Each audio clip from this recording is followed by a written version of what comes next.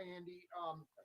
Hey, Eric Bieniemy deferred questions about Le'Veon Bell to you, and I understand he's not playing on Monday, and I understand that you're trying to win a game. You're just trying to beat the Bills right now, but I wonder if you could look ahead a little bit and talk about what you see from Bell, what kind of role you maybe see from him, and how he fits in with Clyde in that spot. Yeah, so Adam, I haven't gone there. I mean, we've been focusing in on this. He hasn't. He's got to go through all the protocols and that. So nothing's official yet. When it becomes official, then we'll talk. But listen, he's been a heck of a player. I wouldn't expect anything different here. Go next to Nate Taylor. Go ahead, Nate. Hey, Andy, I know you care a ton about the offensive line play, considering it's the foundation of the offense. I'm just wondering what you're hoping to see on Monday after the first loss of the season, given your experience in the past. Yeah, listen, I want the guys to just come out and play, be themselves, let the personalities show and play. I mean, that's I expect the coaches and the players to do the same thing. So that's how we roll. We've always done that here, and don't plan on changing that. I think we've got three more hands up. We'll go Harold, Matt, and then Darren. Go ahead, Harold. Hey, Andy, Buffalo's usually a pretty tough place to play, but without fans, do you kind of get a feeling for the team when you play on these road games? I know you've only been on like 2 so far, but do you get a feeling that you can feel the difference without fans in the stadium and how it helps you out on a road game? I mean, with the snap count, that part of it, obviously it helps. You don't have to use a silent count. You can use your snap count. Other than that, I mean, it's 2 good teams playing each other, and we've had that on the road so far. So it's, they get after each other just like they do if they're fans there. But obviously, it's not as loud for the visiting team. Yeah. Matt Derrick. Go ahead, Matt. Hey, Coach, you've seen defenses more and more, playing you with some of these more nickel and dime coverages and dropping a lot of guys back. Is that something that you have to spend more and more time with in practice to prepare for it as you continue to see it more and more? I've seen that over the years, and that's what teams have been doing. I mean, it's no different than the past that way, man. I mean, the guys, that's how defenses play us. So, and it's pretty standard in this league, unless you're a double tight downhill team, So you're going to see normally, nickel and then dime on third down. Let's go last to Darren Smith. Go ahead, Darren. Good afternoon, Coach. Couple of questions for you. I know Steve Spagnuolo yesterday said that this has been the best week of practice seen in 1.5 years here with the Chiefs. I'm wondering how could that include the Super Bowl and your thoughts on that, and like what did they actually do this week that would make him say something like that? And then secondly, when you look at Buffalo, obviously with Josh Allen, their cornerback that they signed to a massive deal at the start of the season, what improvements have you seen from them on film? That writers and reporters are saying that they're ready to take that next step and challenge you all for the conference crown. Yeah, so he's playing tremendous football. He's gotten better every year. He's been playing. I believe this is his 3rd year starting. So he's, he just has a pretty good grasp of that offense and does a great job. So people question his accuracy. He's an accurate thrower, and we see that play after play. So consistency ends up being that, and he's done that this year. So, and then Steve, we're always striving to every practice. We're striving to make it better than the one before, and so I'm sure that's what he's talking about. It's important that that you practice well and that you carry it over to the game. I mean, that ends up being the most important thing there. Coach, we appreciate your time. Thanks for joining us. Thank you. Yep. All right, guys, we've got Derek Nottie coming your way next.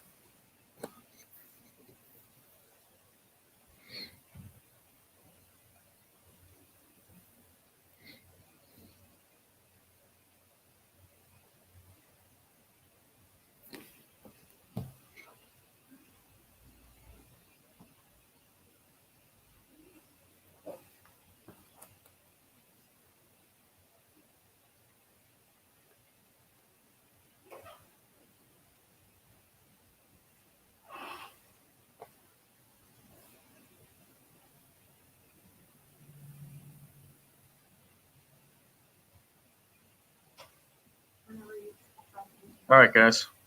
Got Derek coming up next. Hey, Derek, are you ready for us? Absolutely. All right, we'll start with Matt McMullen. Go ahead, Matt. Hey, Derek. So Coach Spags mentioned earlier this week that you guys have had just a really good week of practice. I'm sure against the Raiders, collectively, there's some plays you guys would like back. But what was the vibe like in practice this week, getting ready for the Bills, trying to get back on track defensively?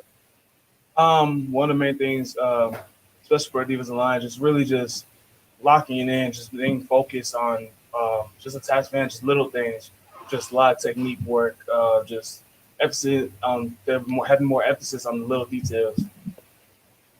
Go next to Pete Sweeney. Go ahead, Pete. Hey, Derek, it's been a while since we've gotten to speak with you. So I was just curious, going into what is year 3, what are your goals for yourself this year? I know that you usually set up some pretty lofty goals for yourself. Going into this year, I feel like this will be a big year for me, just to really show the NFL who I am, really putting more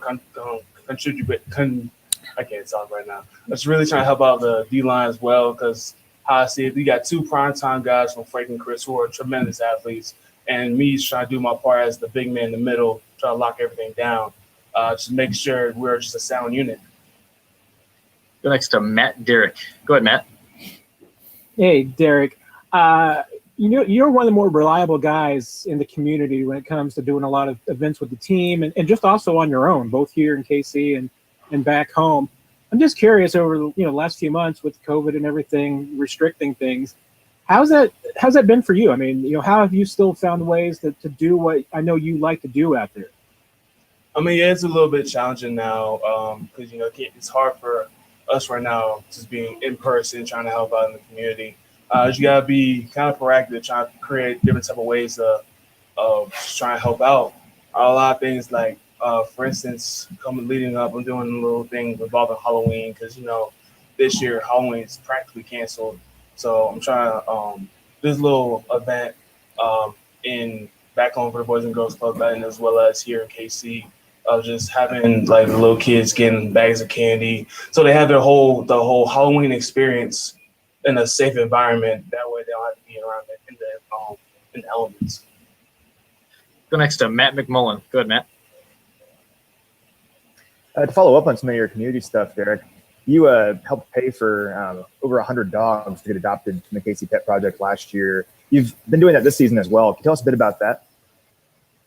I mean, yeah, it's kind of to the point. Like whenever we win, I call the fees for a dog that they have in their shelter, which is really cool for me to do. Like I said previous times, it's really to help give an animal a second chance of finding a happy family, as well as helping a family who probably maybe because of certain circumstances can't really afford the adoption fees. Give them a little pat in the back, and give them a little bit of help to.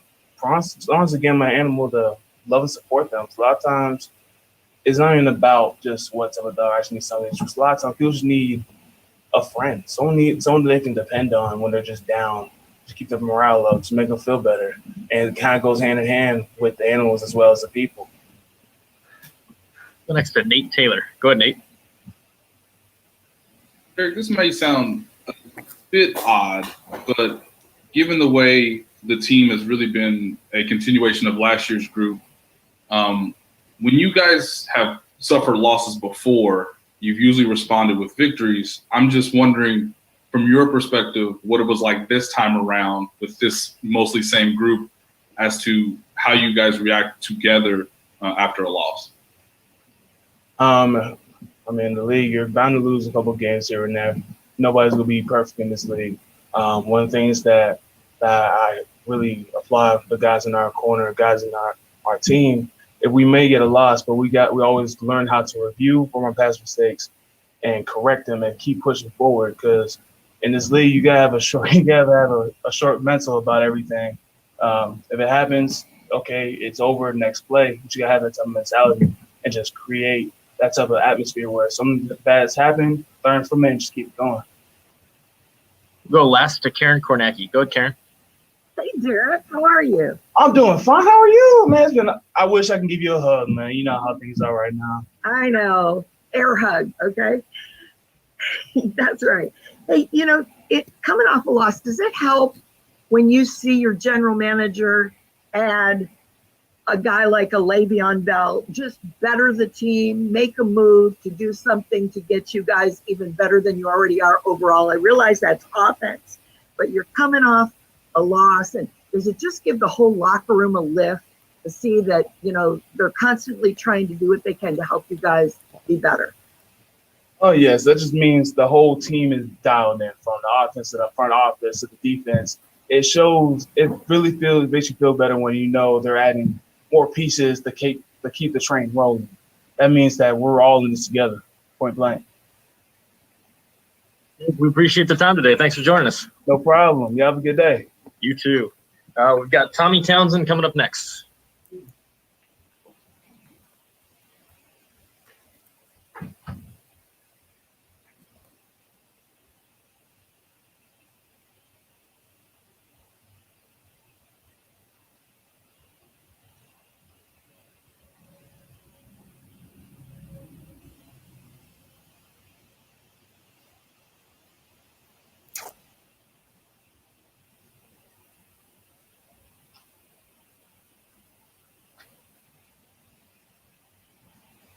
All right, Tommy, you ready for us?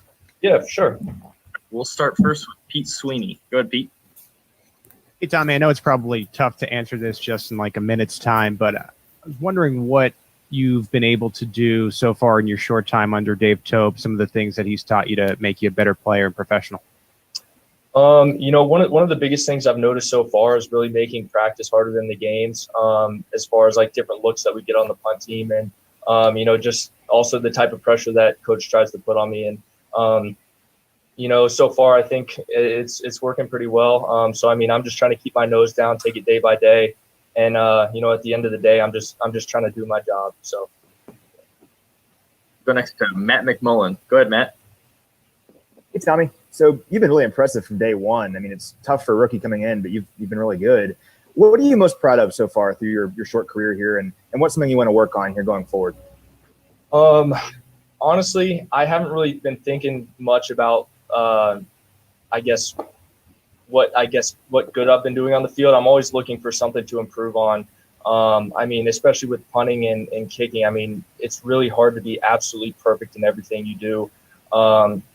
So, I mean, right now, I mean, I'm hitting the ball pretty well, but, I'm just trying to eliminate touchbacks. I've had a few too many touchbacks. So that's probably the thing that I'm working on the most right now.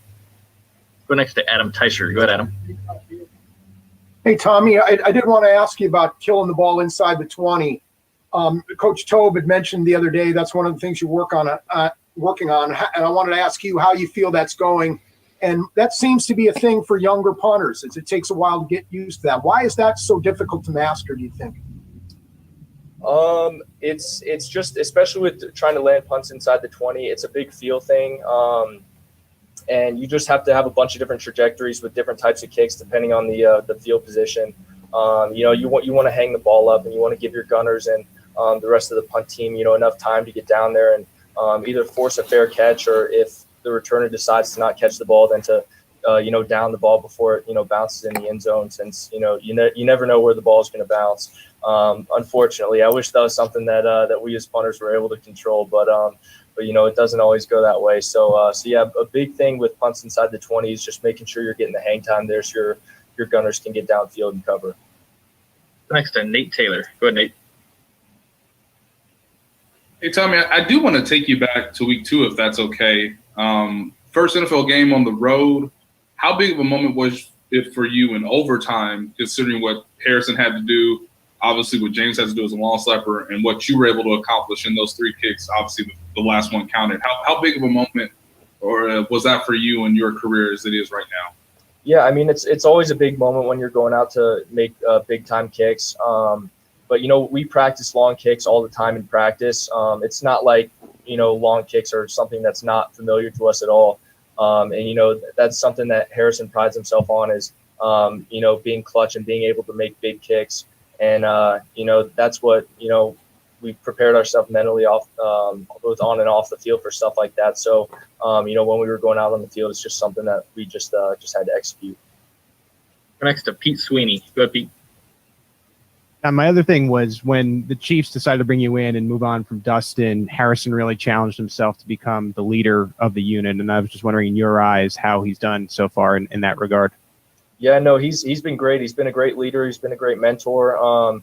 Helping me learn, how to work through the NFL. If it's stuff as small as how to manage myself in the weight room, and all the way up to stuff on the field. So both him and James have been incredible leaders and mentors for me. I can't help but contribute what success I've had so far to what they've done to help me. Looks like we've got one more hand up. We'll go last to Harold Kuntz. Go ahead, Harold. Hey, Tommy, a couple parts here. One, and I heard it's be difficult conditions in Buffalo, a little bit of rain there. This might be the first time. Just how do you adjust anything for the inclement weather? And then two, being a guy that's a longtime Vandy fan, I know you love fake punts. You guys been working anything in the lab with that? It'd be like, are you ready for one? Well, as far as like the weather in Buffalo, I mean, that's something that we take game by game. We take it punt by punt. When we have breaks in games, if it's a TV timeout or whatever, I run out there and check the wind just to see if anything's changed. So really, when it comes to weather, that's something that you just got to take kick by kick. But we'll see what happens. I mean, I don't know. I love fake punts. I've done them in the past. So we'll see. Tommy, we appreciate the time. Thanks for joining us. Yeah, thank you. All right, guys. That is it for today. Let me hit our little button.